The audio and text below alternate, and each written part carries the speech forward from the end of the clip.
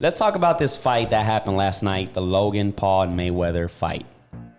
Apparently there was money like crazy on that fight, and it was a circus. I gotta say, it was a circus. I'm taking my life over no female doing nothing to me, you know what I'm saying? I just think that ain't my style, but you just never know what somebody else is dealing with, so I can't speak down on them, because what's done is done, but for somebody that may be going through some of the same things. Oh, they need to get mental help and stuff. It's like, we need to get them off these fucking drugs first before we can even get them mental health, because right now they're delusional and shit, What do you think? Is it just hard to leave the streets? Is it hard to leave all this? Because, the reason why, and I don't, I'm speaking just, based off of what I see and, can kind of sense in a way, as these rappers are, they do drugs to kind of like.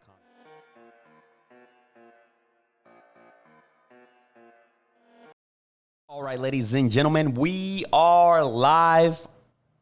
What is Gucci Manucci's? Welcome to the Half Court Podcast. I'm Darwin. We got AV behind it. Nah, shit. Fucking hell, man, we get TikTok viral and then you fuck up on the next episode. Come on, God, man. We got AV over here. We got Marcos El Peloncito, But, man, we out here, man. Another episode of The Revamp. And, man, we're loving it. I was excited for this one. We're going to start off with a couple of topics. So we're going to talk about the fight, last night's trash-ass fight. We're going to talk about Little Loaded, rest in peace, and what's behind the whole situation and a couple of more things. The good thing today, we're going to have a couple of phone calls as well. We're going to try to integrate that from time to time just to get more loose, more familiar with it. But, man, let's get it started, man. How you guys been, man? Man, grinding like a motherfucker. Grinding. Yeah. Same. Pelon? Yeah. Same. Hell yeah, Same, man. So shout out to all the people that's been supporting the movement. Like AV said, we kind of cracking that little code on TikTok, man. But let's get this started, man. So let's talk about this fight that happened last night, the Logan Paul and Mayweather fight. Apparently there was money like crazy on that fight, and it was a circus. I got to say, it was a circus. So what's your take on that, bro? Did you pay for it first and foremost? No, but I want my money back. Shit. I want my money back. But, I think what it comes down to is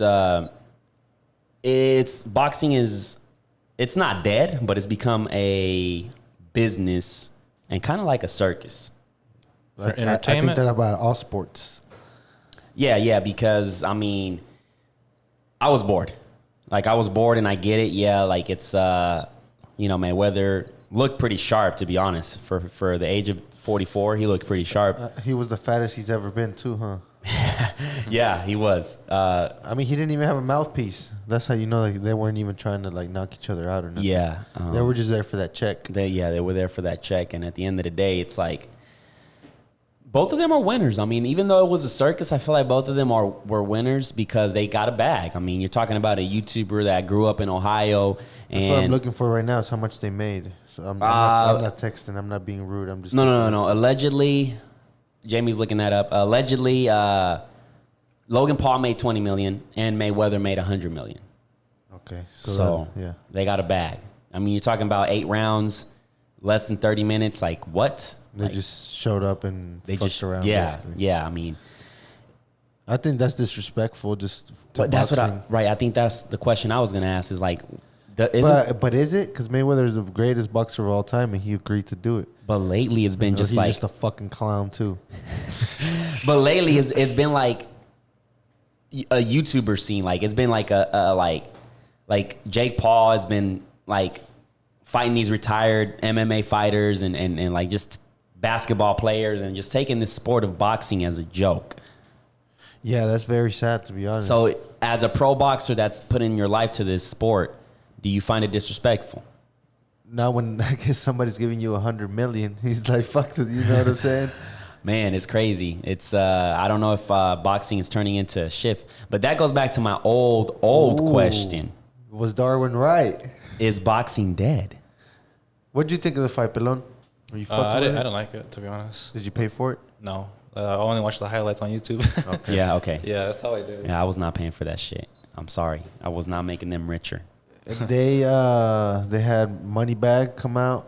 They had Quavo and the Migos. His performance was terrible. Like he didn't even try. That motherfucker. The song already started. He was like, oh shit. I think the from what I seen, the event was a little unorganized and shit. Like it was all over the place. When Migos came out, the announcers were still talking, and it was just like awkward and shit. Yeah, it was all over the place, and it started raining too. So I think the promotion people is the ones that took the W with this whole event, because that's pretty. Boxing took a L. The sport of boxing took a L, but the promoters, that's some next level shit, because they had when I was watching the highlights, it's like the fight and then the ads were in the basically. Halfway through the fight, you just see an ad and shit. Bro, people in the comments were like, the ads were more entertaining than the fucking fight. It's crazy, bro, how much money they're spent a year on advertisement. Like, it's just, to me, it's mind-blowing. Like, you see an ad on Snapchat, you see an ad on YouTube, on your favorite fucking game. Like, it's crazy how these motherfuckers spend all this bread, like these big companies and shit. And it's just like, that's a priority. Like, the Cash App logo was all over the goddamn ring. And, yeah, motherfuckers got a bag. Must be nice, you know? But I think we should just, call our first caller. And, I'm going to call the one and only, the meme god, Marco. This is without the S, Marco. But let me give that full call and see what's good with him. Let me see. We got the... So this is what it says. Mayweather will make $10 million guaranteed just for walking into the ring at Hard Rock Stadium in Miami. And he'll pick up 50% of pay-per-view dollars, as well as his opponent Logan Paul will get $250,000 for being in attendance and 10% of the pay-per-view box office for his efforts. So they basically got a check and they got royalties from the pay-per-view. Yeah. Mayweather got 50% from pay-per-view and Logan Paul got 10%. So yeah, for you goofy motherfuckers that paid for it. Y'all made them rich. That's how that was split. All right, let's get this started, man. Let's call our first caller here. Let's see. So it was a $49.99 pay-per-view. How much was it? Damn, this shit loud.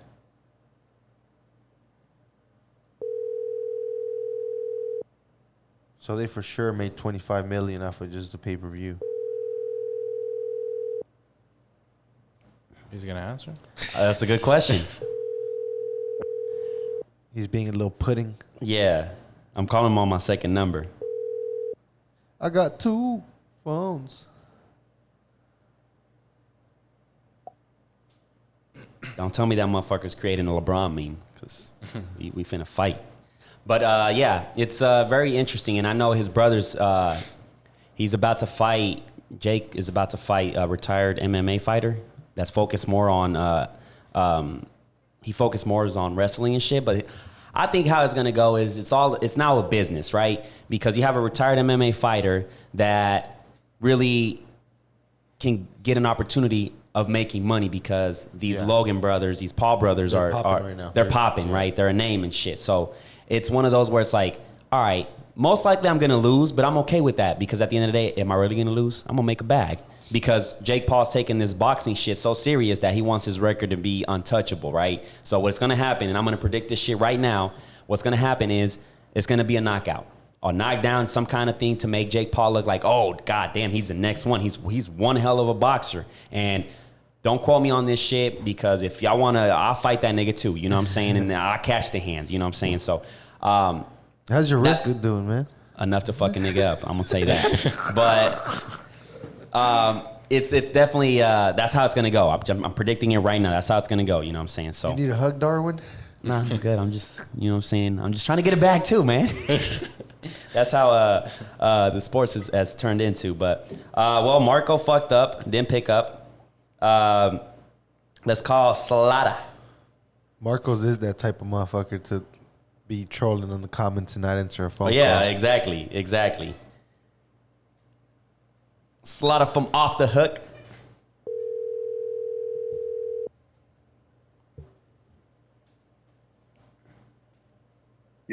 Yo. Slaughter, what's good, brother? It's Darwin from the Half Court. Yes, sir. What's good with you, brother? Not much, man. We got the whole squad in here. We got AV. What up, man? Already. What's good, brody? Chilling, man, over here. Trying to make it happen. Yeah, bro. So listen, man. Already. We gonna talk about this fight. You watched that fight last night? Yes, sir, I did, bro. I'm glad I didn't pay for it, but yeah, I watched it for sure. Bro, it seemed like everybody was on the same boat, man. I was like, I'm not paying for this shit. Like, Yeah, I mean, you got to think though, bro. You knew it was an expedition match before you knew anything. So, you know what I'm saying? I think expectations was higher than what, you know what I'm saying? Like, you got to already knew what it was from jump. I mean, if you was looking for a championship bout or something, you was tripping. yeah, I already knew something was off as soon as they announced the rules. Oh, no winners, and like it's cool that you can allow knockouts and shit, but it was like something already threw me off. So I was like, I don't know if I want to spend money on this pay-per-view. Was this I an know L it was for gonna be boxing, Tyson Slaughter? and Roy Jones .2. That's basically what it was. Tyson Roy Jones .20. Yeah, for real. What'd you say, bro? I said, was this an L for boxing, for the sport of boxing? Man, I won't really say that, Blue, because I mean, if you think about it, like Mayweather has been fighting dudes that's not really boxers, anyways, bro. He's figured out a way, you know what I'm saying, to continue going without, you know what I'm saying, having to really fight somebody. So I won't necessarily say it's an L for boxing, bro. I just think if anything, it's more entertainment. You know what I'm saying? Like, look how many people tuned in, whether you pay for it or not, you still want to see it. So to me, bro, it's more entertainment. But at the end of the day, like, I can't do nothing but be happy for Floyd because at the age he's at, he's still figuring out a way to get his bag. So Right. I can't hate on nobody getting their bag. We've Exactly. been knowing Mayweather's is strictly about the bag. He is like, remember when he went to like Japan and fought this undefeated Japanese? Right. He made like Right. in less than a couple of seconds, he made like a 30 million or some shit, like some ridiculous shit like that, bro. Like he's a genius when it comes to making that money. Now, you know, I don't know 100%. if it's a hater thing, but a lot of people say, oh, he's doing these ridiculous fights because he's broke. Nah, he definitely ain't broke, man. He still. I mean, here's the thing, bro. If somebody like him was broke, I think, honest to God, true view would know about it, bro. Mayweather has made so much money in his last 3 fights alone, bro. He's made so much money. So broke, nah, bro. That's ain't no way you could think Mayweather's broke. Mayweather to me, he's the smartest, dumbest dude alive. Yeah, for real. That shit hilarious. Now, let me ask you this too. Like way back, I want to say probably close to a year ago, I said boxing was dead. Now, do you think there's not like a legitimate like opponent for like? Is there anybody out there to bring the sport? Canelo's the one that's running shit, and there's nobody that Canelo can really compete with, right? So what Darwin is come to the conclusion of is that boxing might be dead. Nah, I won't even say boxing is dead, man. You got great fighters still. You still got boxers like Bud Crawford. You got boxers like Earl Spence is getting ready to fight Pacquiao. You know what I'm saying? Pacquiao ain't no pushover. People don't realize, but Pacquiao might be old, but Pacquiao still got the same speed and the same power that he's been having for years. You know what I'm saying? So it's still a lot of great fights out there, and there's still a lot of great fighters out there that yet has. But my thing is really, to me, what's the downer for me is with all the great fighters there are, it's like they're all avoiding each other. You know what I'm saying? They all fighting cats that, you know what I'm saying, they know they could beat. Like, I want to see, like, Earl Spence versus Bud Crawford. I feel like that's a fight that's past due. And there's so many others out there that, you know what I'm saying, are just as good, but I feel like they all running from each other. Even in the heavyweight, like, I don't feel like, I don't want to see Fury and Wilder again because we all know Wilder's going to get his ass whooped again. He really ain't no boxer. All he is a knockout artist. But, you know what I'm saying, you got some up-and-coming guys in the heavyweight division that may challenge Fury, but, you know, I can't wait to see Fury fight again. I like Fury, so it's still some good fighters out here. Yeah, and when I say it's dead, I mean in the sense of a cash cow kind of fight, you know what I'm saying? Because I know there's a lot of talented boxers, upcoming boxers, and you know, the sport is definitely one of my favorites to watch and even perform. Like, I like to practice and you know, like train about boxing, but it's one of those where it's like we're still looking for that, you know, the next like Mayweather when it comes to like entertainment and actually backing that up with your boxing and shit. You know what I'm saying? That's what I mean. Because I know Canelo's definitely the top one, but it's like who's going to fight him? That's going to give us that excitement of. No, that's real. You know what I'm saying? You're right from that standpoint for sure. But I think that, you know, boxing will never get old. I mean, for a while, UFC was like the top entertainment and boxing, wasn't nobody paying attention to it. But like, look now, like nobody's really even thinking about UFC. UFC is like, yes, it's a good fight still, but ain't nobody talking about UFC. I hadn't heard nothing about a good UFC fight in a long time. Right, and I think it's that's another one because it's like the main guy is your Conor McGregor. Like he's that cash cow, like kind of like Floyd in a way. Like everybody wants to see him fight, everybody wants to see him lose, or you know what I'm saying. So it's like he's a character and he can fight. He's a villain. He's a villain. Every sport has to have a villain. He's a villain of UFC. So we all tune in whether we want to see him get his ass whooped or win. That's really how it goes. Like you're gonna sell tickets based on that. Yeah, for sure, man. But yeah, man, I think that's about it. What you think? On to the other topic, man. I think Slaughter would be a good person to talk about this. Are you familiar with Little Loaded, Slaughter? Little Loaded, man. I'm not familiar with anything that he's ever, anything of his music wise. I just recently heard about him like recently and all that stuff. But now I won't even. Okay, well, I can't even say I know anything about him outside of what I heard. Let me give you just a little rundown. Basically, he a couple months back he shot his homie. They were like he was recording an Instagram video for him, and then he accidentally shot him. So he was fighting that case, and then I guess he found out his girl cheated on him, so that kind of triggered him to pull the plug. So he basically shot himself. Out, yeah. Yeah. Right. So some words of encouragement, man, from you to the young people, because you're a wise man of some age. So just your thoughts on that. Man, my thoughts on that is you never know what somebody is genuinely dealing with. Mental illness is a real thing.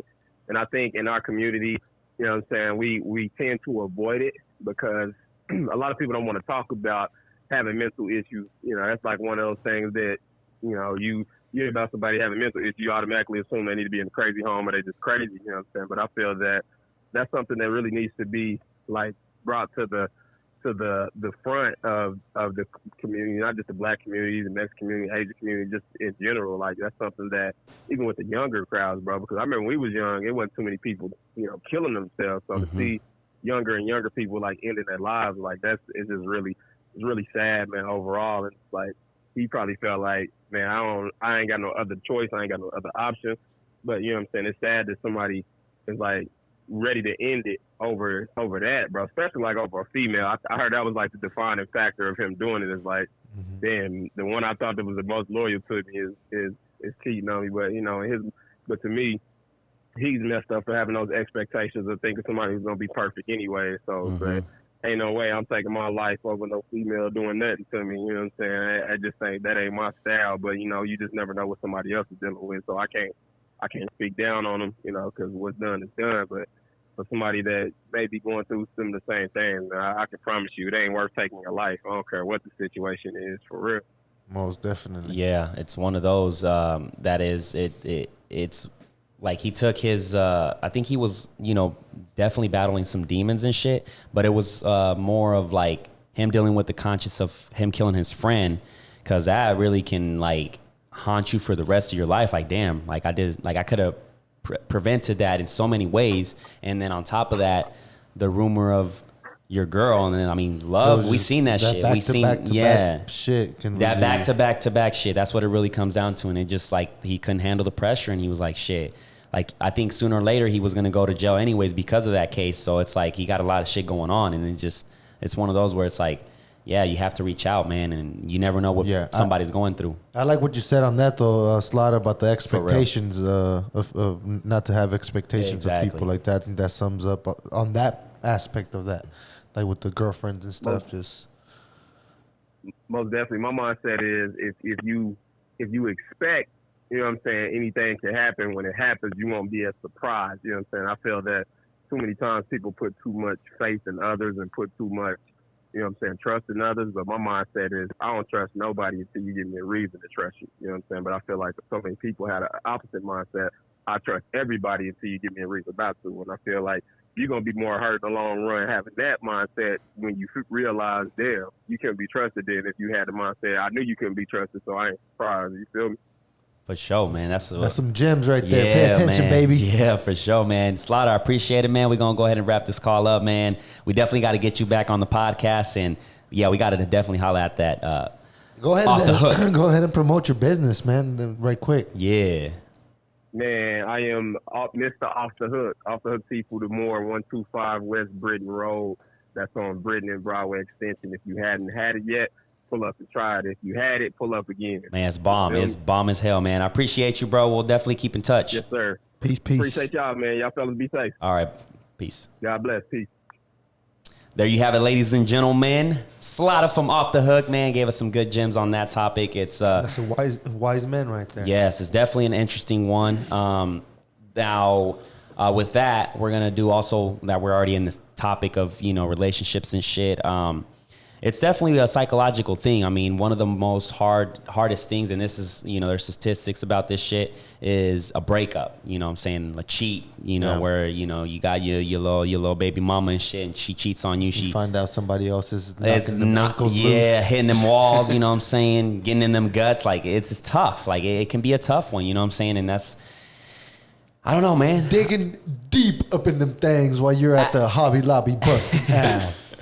Yeah, while you at McDonald's flipping them burgers, Somebody's your girl's flipping getting her patties. your girl's getting her cheeks clapped. I think what But now let's get serious. Let's get serious. We fucked up, man. Come on. Fucking childish. But man, if you go through a situation like that, man, as Slaughter says, I think the first thing is to not have expectations, because when we do that, we tend to fuck up, because then we disappoint ourselves. It really wasn't that person. It's, it was us setting expectations. You know what I'm saying? So, Have you had your heart broken, Pelon? Yeah, I mean, who hasn't? I mean, some people haven't. Some people haven't fell in love. I mean, yeah. what about you, bro? Yeah, that shit hurt. Yeah. It hurt for about 2 years. I won't do that shit again. So, what is the best solution? Because when you get in that dark place, So real talk, no. I'm yeah, trying for to make sure. it funny, but it's serious shit. Like when you go through because I was in a long ass relationship, like 7 years or some shit. So after that was like, whoa, what the fuck? And I can definitely understand that sadness that comes with it, because you're like used to that person. You're fucking out of nowhere. You're not getting those good morning texts or those good night texts or seeing them. Like it's like somebody dies. It's kind of equivalent to somebody dying. yeah. And then the whole weird area where they're like, oh, we can still be friends. But then it's like, nah, hell no, I'm not trying to fucking just be friends. Like, Right. So then at that point, you just cut them off completely. And then that's a weird, disconnect. Yeah. What the fuck is going on right now? It's one of those. But how can one recover if you're? Well, see, that's different. Whenever a girl like that just leaves you, I mean, or you guys just split up or whatever, that's something. But I don't know that I've been cheated on before. Okay. So that's different, If somebody, I wouldn't know how to take that, because that probably hurts the fucking ego like a motherfucker. I've been cheated on before, but I knew that she was a little hoe, so You it was kind of expected. yeah. You know what I'm saying? Like she had the birth control thing, so off top is That's a red flag. yeah. She like it raw. You know what I'm saying? Like sheesh. But Christ. I mean, it's one of those situations that it's really tough to get out of, and any kind of help that you can seek, because being in that dark place, you're just gonna kind of put I think yourself what in a most people hole. do after a breakup, they'll go to drinking and like doing drugs and trying to smash everything that they see.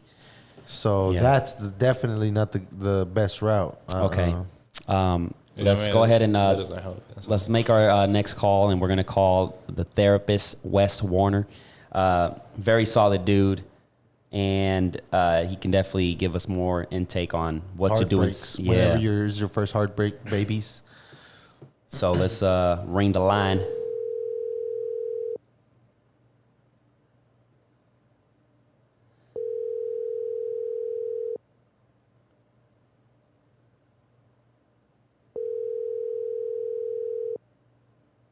Man. Dr. West is booked. Yo, Mr. West, what's good, man? Everything's good. Yeah, nice, man. I see you staying busy, man. That's good. On top of the world, baby. We good. Nice, man. We got AV over here. We got Marco. How's it going, Wes? Hey. What's up, guys? All right, we got a topic for you. I'm pretty sure you didn't have time to watch that video. Oh, but I did. You did? I did. Oh, Perfect. okay, Sick. okay. So let's talk about that because we're in that topic as well. Just to sum it up, this young rapper, upcoming rapper from Dallas, he killed his friend because they was shooting a music video and he shot him by accident. The whole guns and stuff. So he shot him by accident, and then on top of that, he found out his girlfriend was cheating on him. So he had a lot going on, and he ended up just pulling the trigger. Now, with that, what is like the best? How do these young Yeah. people that have been heartbroken, how do they deal with it without just doing something like that? Ooh. Well, I would say the first thing that really needs to happen there is at a holistic view, nationally, globally. There's a stigma on mental health to begin with, and that's without even thinking about young men and how it's portrayed as a weakness when they're feeling sad or they're feeling down, and we kind of drill that into them that they got to be hard and you can't take a moment for yourself, So first off, starting off at a disadvantage because when you grow up and now and on the streets and that needing to be hard and needing to show that tough exterior to everybody around you because it's kind of a defense, right? Mm-hmm. But still, at the same time, that puts you at a weakened advantage when you do have these moments in your life where you're feeling down, whether it's your best friend or you lose your girl or parents, grandparents, siblings, whatever. I think that it makes it very hard. And you have to understand that there are people out there that care about you. But unfortunately, it's not even young people. Sometimes when we get older, we forget that there are people that like us and that love us and care for us and care about what's going to happen to us. And so I think working very hard as a community to remove some of that stigma and saying, hey, young man, if you need some help, it's out there. Talk to me, talk to a professional. Look, I got some therapists. Probably the only thing I did not agree with Mr. 1090 there was, it doesn't have to be a therapist. While I kind of agree with that, I think there's a certain amount of confidentiality that comes with having a therapist because we're not going to put nothing out on Facebook about you. That's for And sure. I think that sometimes, because then we get in a hard way with some of our friends, and if we told them certain things, now all of a sudden they start fighting with our past. And that can become a messy situation too. You go to talk to one of your friends, and then now maybe something leaks out, and then that can add to the stress and the drama and that. So, Exactly. People will be messy, for sure. and drama is real. Yeah, I think that's a big one right there. Weakness when it comes to opening up about a situation like that, like such as depression. Like, be very cautious on who you do open up to. Yeah, weakness is I think a big one because it's like we're not like when we tell somebody we feel weak, we feel like vulnerable and shit. So it's like it's one of those where I feel like we need to make it a little bit more normal to just open up to your friend, family member, or somebody because it can definitely change, turn things around. One perspective I've heard a lot, Wes, is that a lot of these younger like rappers and stuff have been doing things like this because they don't have a good grasp on their emotions, and a lot of it some people have been saying is due to the fact that they are raised by single mothers and they don't have a strong father figure around. What do you think about that? Ooh, I don't know. I know a lot of single moms that are A+, top notch, and they are there for their kids 100%. And I think a good, strong single mother or father. I mean, I was a single father for a while, so single parents they struggle with being on both sides of that fence and doing their best for their kids. And I think there's a lot of single moms out there that can do it and have done it and do amazing with it. I think when we try to blame the mother, I think we're kind of we're pointing it in the wrong direction there. And not necessarily a blame. I think what a lot of people are saying, like, which I don't know if there's a correlation, but like how women are emotional. So that basically, if it's a guy that's around nothing but emotional girls, and that's why we're doing emotional stuff, you know, like. I see that angle too, but no, I think that would be an advantage for a young man if he had more women around him that learn how to address that emotion earlier on, and are more able to, because with women that are used to dealing with emotions and used to feeling them, then I think that would be almost an advantage, because there isn't. Yeah, I'm talking about our own gender here, but you don't have some dad walking in the room and saying, "What you doing over there, boy? Quit crying. Come on, let the dirt on." That's true. That's true, because if you think about it, who are you more open with, AV? With your mom or with your dad? With my mom. Yeah, and I'm more open with like females. Yeah, like I'll talk to my sister, or like it's kind of like it kind of clicked. I was like, that's interesting. That's an interesting one. There was also this. On a video we watched, there was also this couple. There was this football player that was dating this beautiful chick, and she was a solid 10. I'm telling you, like a solid 10. They broke up, and like a week later, she committed suicide. And they say a lot has to do with that relationship. So is it really a thing that, love can cause that kind of like thoughts? Love doesn't kill. What you do for love kills. No. Ooh, that's an interesting take on it. Yeah. I think when we get, love is interesting and relationships are interesting, and we get when we devote ourselves to one person, and then that relationship comes to an end, whether it's girlfriends or wives or whatever, and sometimes you can not understand how your friend can be struggling so hard, and it's like, man, you were on dating her for 4 months, man. What is going on? Yeah, but if your friend felt that she was the one or he was the one, well, that might be tough to take. And in those times, we need to be. That's the time when, yeah, sure, you're going to tell your friend some stuff like, hey, man, I'm going through a hard time, man.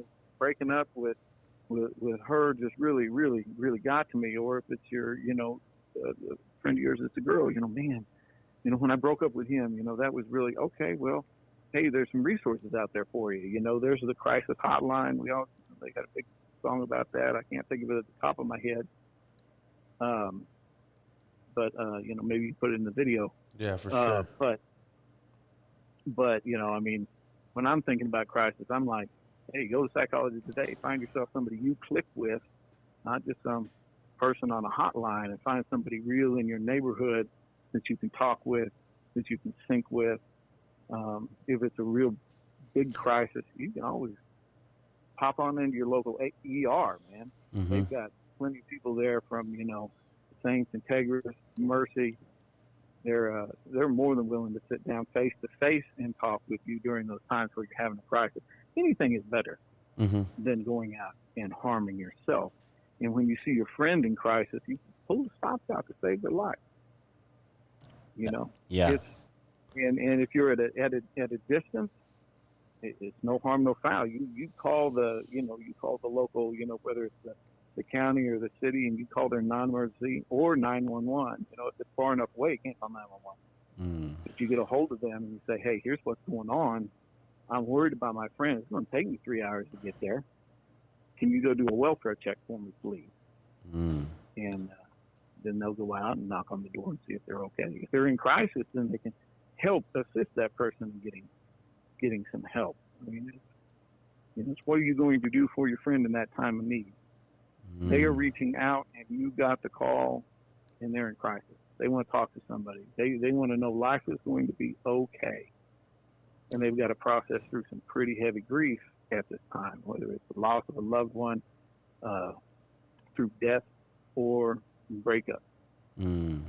Interesting. That's definitely something to consider. Would you say people go through similar emotions with those two, like death and like losing somebody that you've been around for, like, let's say 10 years or something? Yes, sir. Yes, sir. In fact, I almost kind of feel that a relationship grief over losing that relationship Mm-hmm. is somewhat more difficult because the person's still around. And There they was just no don't want to finality. fuck with you. That's tough. Right. So Yeah. you still want to get back with them. You still want to talk to them. You want to try to figure out why, and maybe there's something else. Maybe I can do something better the Yeah. next time around. But the person Makes is still sense. there, and it's a When little they're more gone, they're difficult. gone. Yeah, when they're gone, it's like, okay, I gotta live with the fact that they're not here anymore, and I can't do anything about it for them to, come back. So I gotta move on. But with it being like in a relationship kind of situation where you think you have a shot to make it work, and you just waste your time just running in circles and not getting anywhere because maybe that other person's done with it, and you're over here, fucking up your head. Fantasies and shit. Fantasizing about Right. shit that's not gonna really happen anymore because you fucked up or Yeah. It's Yeah. interesting. What That if you travel in the same circles in a way, and so you go out with your friends, and then there they are on the other side of the room, and so now you were working through your grief, you were almost over her or him, and now all of a sudden, boom, there they are on the other side of the room. pow, and she's probably now dancing with yeah. another guy, and then you're over here like, God damn, Oh. that should have been me. And then next thing you know, you're doing stupid shit. Shaking it to that Bad Bunny. Oh God, it's Yes, man. sir. So Wes, for like a lot of these young rappers and stuff, they, I would say a lot of it has to do with drug abuse, and then on top of that, the mental health. How can one deal with that? Like, let's say somebody has a friend and they know that they're, abusing pills or something, and how can you help somebody that is just on drugs, basically, and they got mental health? Those are interventions. Mm-hmm. And substance use. I'm gonna be honest with you. Substance use is not my forte. So I'll leave that up to my colleagues that do the substance use. But you want to find somebody who does, and maybe talk to them from your perspective and say, okay, well, what can we do? What kind of information is out there? That's a tough one. Because I feel like there are a lot of good rehabs in the area, but how do you get them to go? Because they have to want it. It's like quitting. Exactly. That's what I was going to get to. You're not going to quit smoking unless you want to. Yeah. You're not going to put down the pills or the alcohol unless you want to, and you got to want it. Yeah, I think what happened. Self-medicating. Mm-hmm. You need therapy. You need professionals involved in the midst of all that, because there's probably something else going on underlying. There's probably PTSD or something else, or a more serious disorder going on for the reasons why you're getting into that. And we need to help resolve those issues and give you some tools that do not have anything to do with misuse of substances. Yeah, it's one of those where I feel like you can do so much as a friend, because we can take the perfect example with Juice WRLD. Juice WRLD had a serious pill addiction, and his photographer/videographer was the one that was trying to help him get out of it. So he was telling him like, man, we need to get you some help, reduce the pills. And in the photographer's eyes, Juice WRLD has said, yes, I'm going to, reduce the pills, take less. And the photographer's thinking like, maybe it's true. But in the deep down, he thought something was weird the way he was acting because he was on the pills all the time. So when it comes to when he went to his flight in Chicago and he went on his private jet, he knew he was going to get caught with the pills, but he didn't give a fuck. The thing is, he was already too hooked up on those pills to the point where he just faded on the floor and just died in that moment. So he kind of talks about that, and the way he narrates it, he was like, I just couldn't do anything. I tried to do my best, and for me, seeing him there in the floor just, spitting and like with, in the verge of dying, and I can't do shit about it. It's one of those where it's like, damn, he like really didn't want to help himself. So there's not much I could have done, because you have to start with yourself. You know what I'm saying? It's a tough one. Yeah, that's true. That's really a tough one. So with that, Wes, how if I guess I don't know if this is a touchy question, but if, for example, somebody is on drugs, can they still get therapy, or do they got to deal with the drug addiction first? If it's me, I think you deal somewhat with both at the same time, but the addiction takes the precedent. because until we deal with that addiction and get a clear-headed individual, it's very hard to figure out exactly what's going on.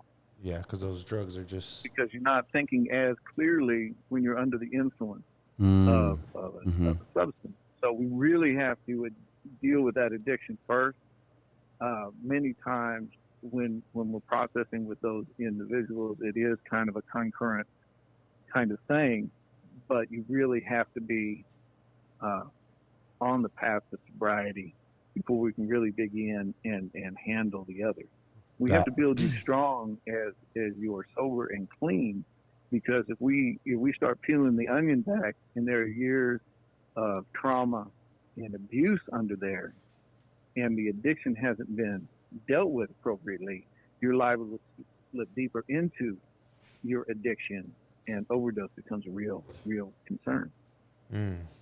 Great information, man. Great information, man. Appreciate the opportunity to hop on this call, man. If people want to get some kind of, your services and would like to speak out, reach out to you if they're going through something, where can they find you, Wes? Oh, they can find me weswarnerlpc.com, 405-633-0316. And, of course, I'm on Instagram, and I got my podcast out there. Yes, I'll link all of that. Alex Taylor. And, of course, you can roll that all down into the notes, and people can find me there. Probably the best way to do it. Awesome. We'll definitely link all that information down there. Wes, thank you very much for the Always opportunity. Always a pleasure, man. Yes. We'll keep in touch, brother. Hey, Darwin. Hey, y'all rock, man. Thanks for the opportunity. And remember, take care of your friends, because sometimes they really, really, really need you, man. Thank you, man. We'll do, man. You take it easy, Wes. Yes, sir. Bye. Man. Boom, another one, man. Killing them with the phone calls. Yeah, man. We killing it with these phone calls, man. Great advice, man. Highly recommend if you need some help, reach out to Wes. He's one of the go-to guys for mental health. And that's huge what he said. Take care of the drug addiction first, and then get, because if you're all faded and shit, you can't really get no help. So, Yeah, it's true. It's true. And that's what sucks about all these rappers and stuff. A lot of times people are like, oh, they need to get mental help and stuff. It's like, we need to get them off these fucking drugs first before we can even get them mental health. Because right now they're delusional and shit, What do you think? Is it just hard to leave the streets? Is it hard to leave all this? Because, the reason why, and I don't, I'm speaking just, based off of what I see and, can kind of sense in a way, as these rappers are, they do drugs to kind of like calm themselves, down. That way they're not looking all paranoid all the time. Because, they got people on their head and like, for example, the like streets, with Little the beef. Loaded, he was 19. His brother got killed when he was really young. So he's a little kid and he's already seeing like, damn, my brother got killed.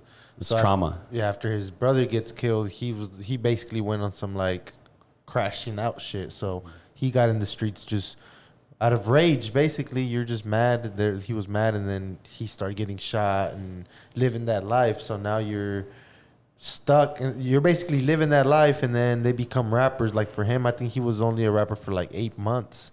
So all this money and all this shit is like new, but they still haven't dealt with their past traumas. So all this money all of a sudden doesn't mean anything. They can go buy a chain and get that like instant gratification. Yeah. But at the end of the day, your brother still got killed, and your fucking girl still fucking some other fool. Like, I don't know. All the money in the world you can't like fix that with money. Yeah. You know what I'm saying?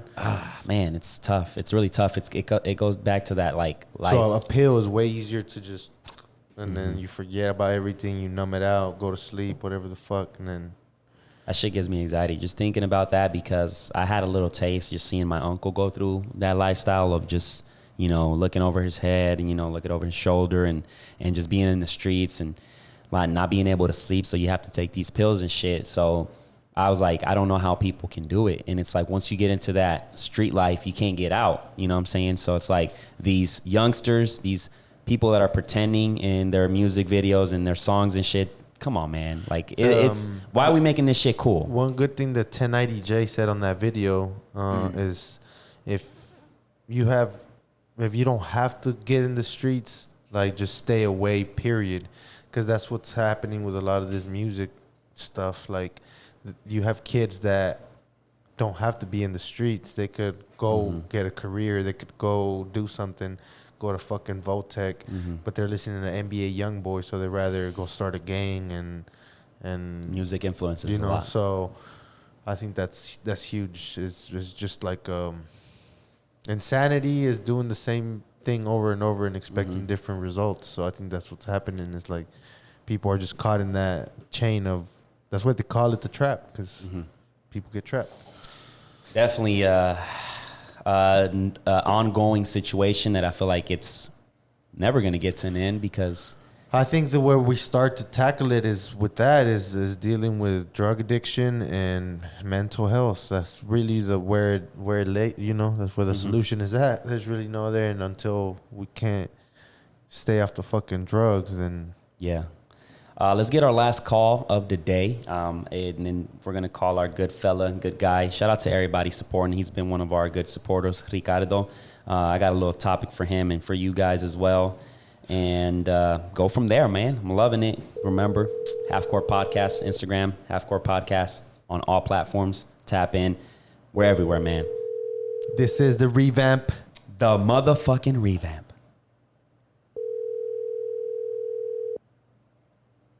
They let these phones ring. Hello? Ricardo, what's good, brother? Hey, what to do? Yeah, we in the half court, you know what I'm saying? Got AV, got Marco in the building. What up, dog? Hey, what is up, gentlemen?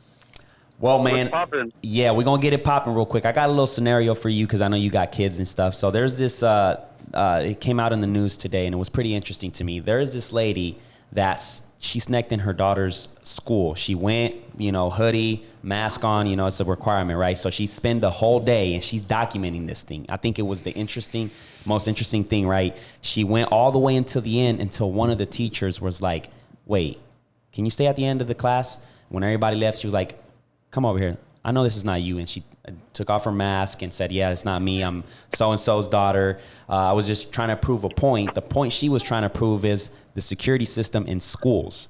You know, she was trying to like say like anybody can sneak in and do whatever. And this is how like school shootings happens and stuff like that, right? So she got punished. So she got she got taken to the principal like she was a fucking kid, you know? And then they took her and they're pressing charges. Now my question is, as a principal, would you press charges as well? As a principal to press charges on, I didn't really hear what you had said, like a pool and something about being naked. Well, you got a lot going on over there, brother. It's a lot of background noise. No, it cut off midway, and I didn't understand what she had gotten in trouble for. But Okay, all right. Let me Let's start get off. the fuck out of here.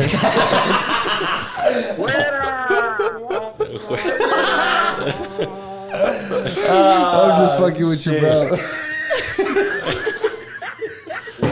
I had to try it, bro. I just put some sound effects, bro. It's not. I just had to try it, bro. Come on. But hey, next time if I get this right, I won't want to accuse mom. but yeah, there is just a lot of noise going on. But let me start all over from the get go. All right. So there's this mom. She sneaked in her daughter's school. Right. She went with the hoodie, mask on, and she went a full day. She's documenting this whole thing. Right. So she's in the class. She went a whole day. Until the end of school, one of the teachers was like, Emily, can you stay after class? And she was like, sure. You're not Emily. And she was like, oh, you're right. So she took off her mask and she said, well, the reason why I did this is to prove a point. I wanted to prove that schools are not secure and your security system needs to improve. So what they did is they took her to the principal's office and they called the cops and all that jazz and they pressed charges. Now, my question to you, Ricardo, is if you're the principal, do you press charges or do you consider her whole point? She basically did an experiment to prove that schools aren't safe. Yeah, I hear you. Man, that's kind of difficult because I would understand where the principal is coming from because you're not, I mean, as a parent, you automatically have a right to go to your kid's school and spend a day with them if you wanted to. But to be walking around sneaky like that, you're already going in with some bad intentions. But, I mean, is it bad intentions, though, if she's trying to prove a point, though? there's other ways she could have gone about it, though. Like, I get where she's Well, coming from, too. Like, well- if it's easy for her to do that, then it's easy for anybody to do that. Well, think about it this way, right? There's this scenario where she just goes to the school and be like, "Hey, you got to prove your security like system. Yeah, you guys got to get better at that." They'll listen to it and be like, "Oh yeah, sure." But the way she did it is kind of more. It's going to create headlines, which makes the school really consider her case. Like, oh, damn, she's right. Now we're making headlines because it's all over the news, and she went viral with this shit. All the things. Yeah. I mean, You know what I'm I saying? feel you too. But as a principal, I mean, yeah, it's kind of like a catch-22. You know, it's not right, but I mean, I'm not gonna say that it's not right. It's right, but there's other ways to go about it. And as a principal, you're probably, you know, maybe they're trying to make it like they're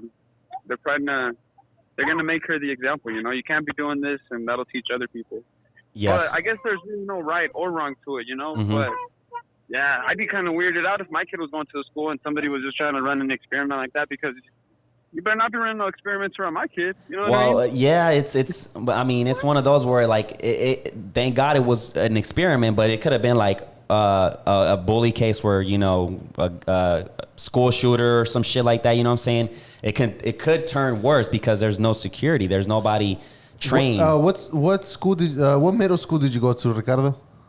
Bro, don't laugh at me, guys. I know the heat's coming, but I went to middle school and high school at Dove Science Academy, so I didn't go to any public schools. I would have ended up going to Roosevelt and then to Capitol Hill, where I would have ended up at. Okay, well, yeah, that's where I went, Roosevelt. And Roosevelt. So what is that? Is that like a private school? Oh no, Roosevelt is fucking. They used to call it Roosevelt. No, the public school. Oh, Dove. That's a public, No, a it's private. a private school. Private. It's a charter, so it operates like a private, but it's not really private. They do lotteries for kids to go in there. But when I went there, they were really accepting anybody. Okay. Well, I don't see why people can school you for that. So that was more of that's like me. I went to Pathway, so it was like the thing is, man, schools just ain't safe. Period. That's my point. Like, whenever I went to schools, whenever I started seeing all the bad shit, like. Mm-hmm. So is there a way? I was very much in a bubble, so we didn't have many fights or anything like that. There was no drama like that. So I was very much kept in a bubble, which is a good and a bad thing, you know, because, you know, you experience things at different times and whatnot. But to get back to what you were saying, it's rough for schools, dude. Mm-hmm. Like, nobody, I mean, I don't know. Teachers don't get paid enough. They don't got enough resources, so they're almost doing what they can. And some parents see school as daycare when it's really not, you know. Some kids need school because, like, when the schools were closed, some kids didn't have anything to eat, you know, so. That's a valid point right there. Now, if Ricardo was the president today, what would be a solution when it comes to making schools better? Because you're right. You know, AV mentioned that he saw all the bad shit in school, and it's true because I did see all the bad shit. I saw the people smoking weed and cigarettes and all this fucking crazy shit, and it was like, whoa. Like, yeah, that was like a little prison. I would definitely say schools need more resources. Teachers need to get paid more. They need to get paid like athletes, you know, because there are some important people, man. A teacher will make or break a student, you know. Mm-hmm, that's you get true. A counselor that'll say you can't do it, and well, you repeat that for the rest of your life unless you take that energy and use it against them and just say, hey, I'm gonna show you, you know. But there's a lot of great teachers that inspired me to do good things, and then there's a lot that don't. You know, it's ultimately against the kid, but it's the environment that they're in. So I definitely would pay teachers more, support schools, whether it's with sports or clubs, because all that shit matters. Keep those kids busy. So that'd be one thing I do, I guess. Well, for Rica. Nice. That is definitely an interesting one because they are underpaid and there's not a system. It's just so weird. Like, I guess I would have to be in the office to see, like, why is this system so fucked up when it comes to, like, not paying teachers more, you know what I'm saying, not investing more in the public education. But shit, I would love to get somebody that's very... Maybe it's the system, bro, because from what I understand, schools get paid by the property taxes that are in that area. So let's say like Capitol Hill, where I was born at, you got houses that aren't that expensive, you know, so their property taxes aren't that high. They don't collect that much funding for the schools in that area. But you go to like Nichols Hills, where those houses are like mansions, Deer Creek, where those houses are more expensive, those schools get more funding, you know? That makes sense. So it's kind of like the voting, you know, where you're gerrymandered, so certain people can map out where the Reds and the Blues are going to win, those lines are drawn out, you know? Yeah, gotcha. Yeah, it's a definitely an interesting one, and man, How are you gonna deal with it with your kids, bro? Are you gonna put them in private school, homeschool them, or what? What are you doing to protect them from all these fucking weirdos out here? That's a good question, bro, because I have a family member whose kids just got into a charter school at Dove specifically. I was like, I didn't know how to tell her how I felt about it, because Dove is cool academically, but you miss out on the sports and clubs and all that stuff. So I don't know, dude. I would love for my kids to go to public school so they can know how it is, you know? kind of roughing them up and shit. But it's all about the parents too, you know? Yeah, it's a big part. Yeah, my little girl's right here too, so not bad. Yeah, they got a lot going on over there, man.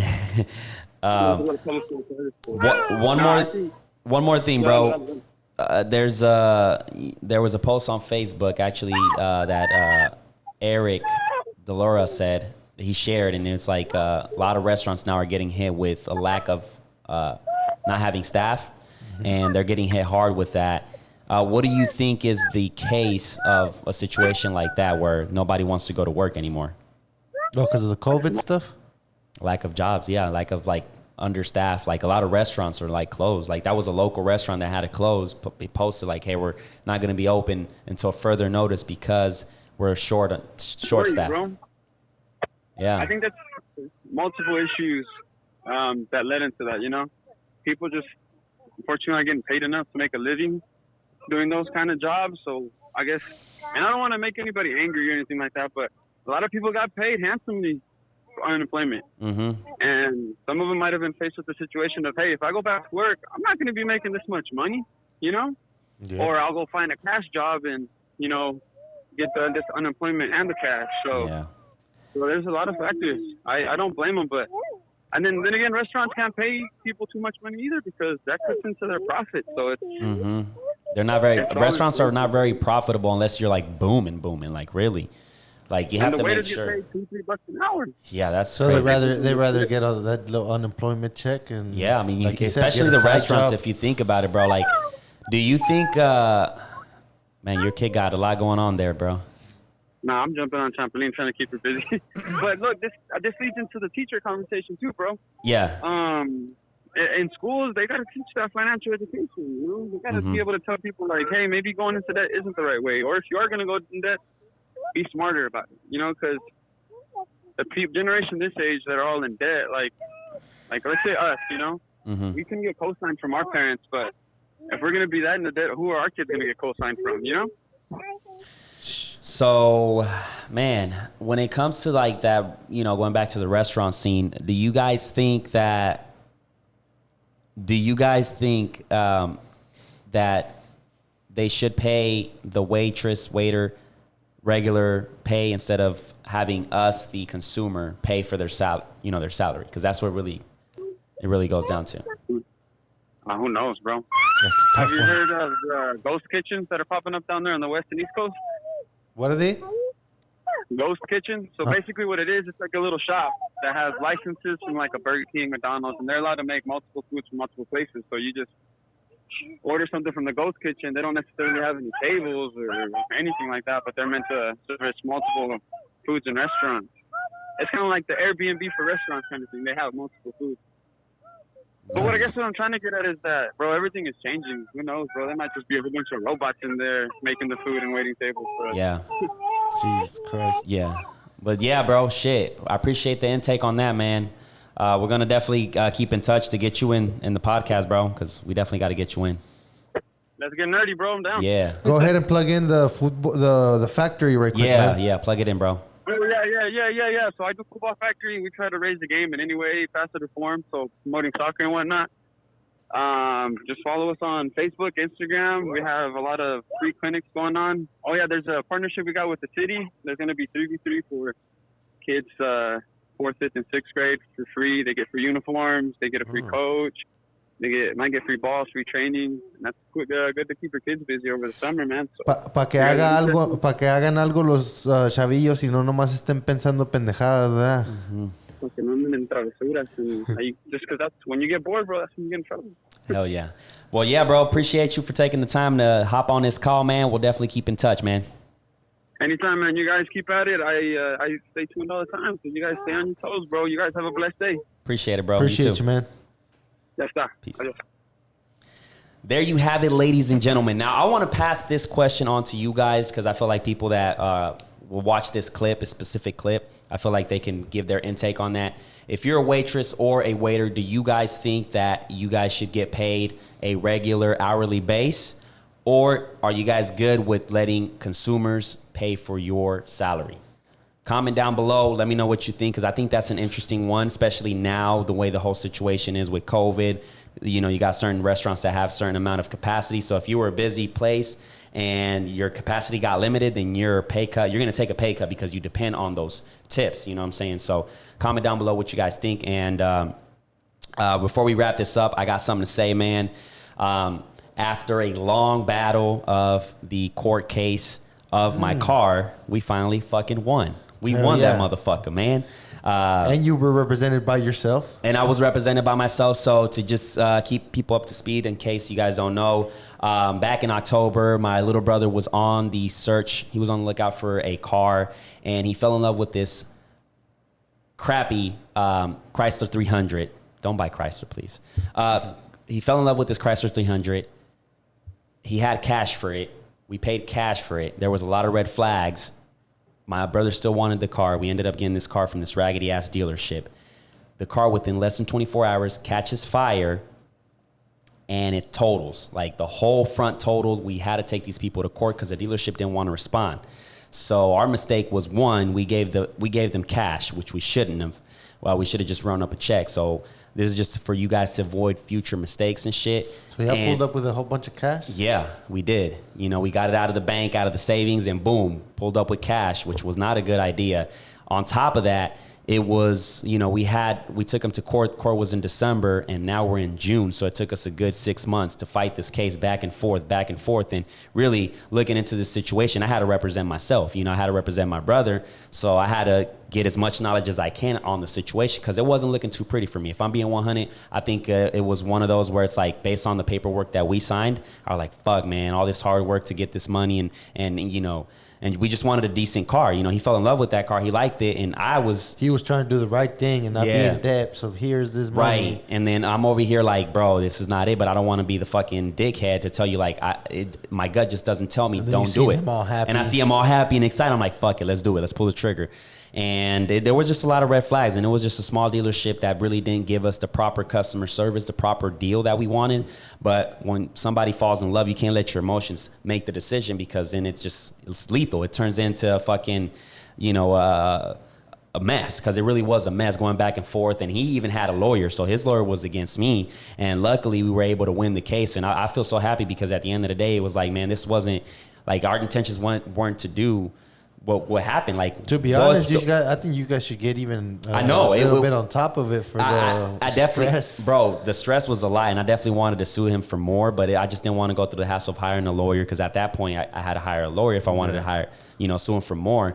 More of the story is, please do your research when you're out looking for a car. Please watch our episode with the car salesman. I don't know what episode that is. It's one of those episodes. We'll link it down below as well, but get your goddamn information. And shout out to all the people giving people insights, ex-car salesmen. There's a lot of people that are giving good insight on this, but yeah, do your goddamn research, because, man, some people, you don't know what their intentions are, and luckily we were able to win that case, and I'm fucking happy.